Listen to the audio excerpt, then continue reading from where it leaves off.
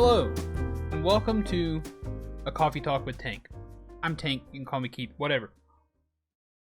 Coffee Talks is my show where I discuss a topic, usually wrapped in the gaming theme, or whatever I want to discuss on a weekly basis for 5 or 10 minutes. My ideal situation is for you, the person watching this video, to leave a comment telling me what you'd like for me to discuss next week, but we haven't gotten there yet. I would love for us to get there.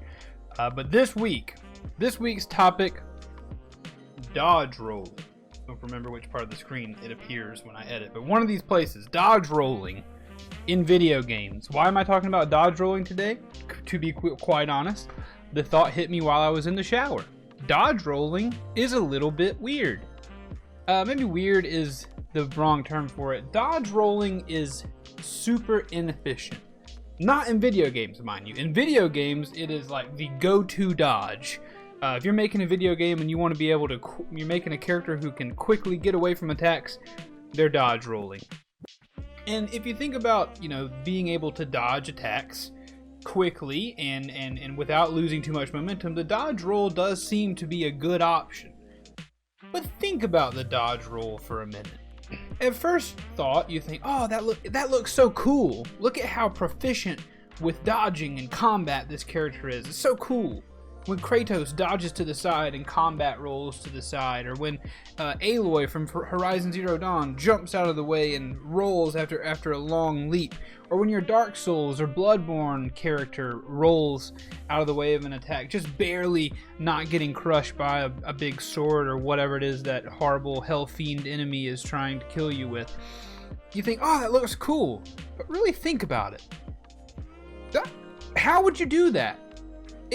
How could you roll and then when you get back up, be ready to fight again? I'm going to display it here. Here, look at a real person dodge roll. Here, this is me dodge rolling. I look like an idiot. And I'll tell you this, that video was recorded in the wintertime for a TikTok. I'll tell you this, there was not one time when I dodge rolled, when I rolled and then got back up, that I felt like, ooh, I'm ready to go again. I'm ready to, I've dodged out of the way, I've still maintained my target, and I'm ready to fight again. Now imagine if I had a sword in my hand, or a bow and arrow, or a giant axe, or a pike, or something. It just doesn't make sense in real life. It's kind of crazy. I love dodge rolling in video games, but video games have convinced us that dodge rolling is like your tier 1 first thing you do whenever an attack is coming your way, but I'm here to tell you, it can't be. Can't be. It at first glance it looks cool, but if you really think about it, how on earth would that really happen? And think about how many times you dodge roll in a video game. Think about that. How many times do you dodge roll? You don't dodge roll like once per combat encounter with Kratos. You dodge roll like 10,000 times. Kratos ought to be vomiting at the end of every combat encounter. Aloy ought to be vomiting. She ought to be dizzy the whole time. I'm not sure why I thought about dodge rolling in video games that way, but I did think that as cool as it is, it's not super efficient.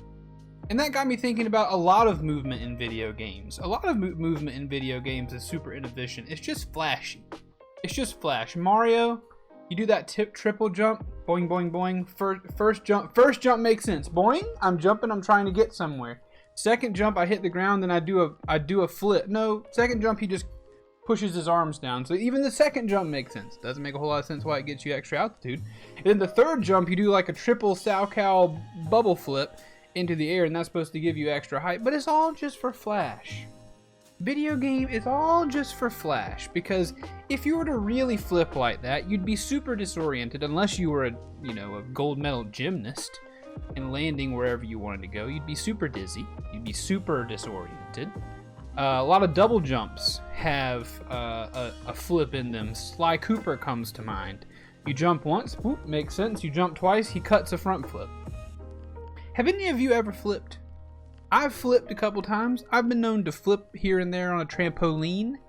And then, of course, I did the dodge rolls out there. It's disorienting. You don't know where you are. And I'm ashamed and I'm mad at myself that I'm thinking about dodge rolls. Every time I look at a dodge roll, I'm going to be like, That wouldn't be how it'd be in real life, you know? So dodge rolls. I don't know. Struggling to come up with content for this show, but I thought about it in the shower. I thought about dodge rolls in the shower, so let me know if there's another video game mechanic that at first glance makes sense, but at second glance starts to make you want, kind of think twice. I'll try to think of some as well. Dodge rolls, man. Crazy.